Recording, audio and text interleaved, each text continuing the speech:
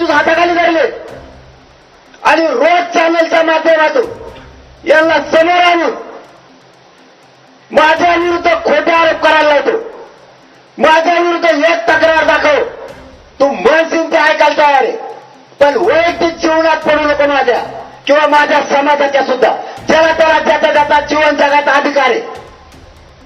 आणि तुला बळीच पाहिजे ना, मी तुला बळी द्यायला तयार आहे, पण माझ्या मराठ्यांना ओबीसीतून आरक्षण दिल्याशिवाय सगळ्या सोयऱ्याची अंमलबजावणी घेतल्याशिवाय मी हटत नाही. तुला पाहिजे नाही, तू आरोप नको करू माझा. तुला मी पाहिजे, मी मेल्यावर तुझे आरोप कसे होणार? मी मेल्यावर समाजाचं काम करायला कुणी नाही राहणार. हे स्वप्न आहे तुझं.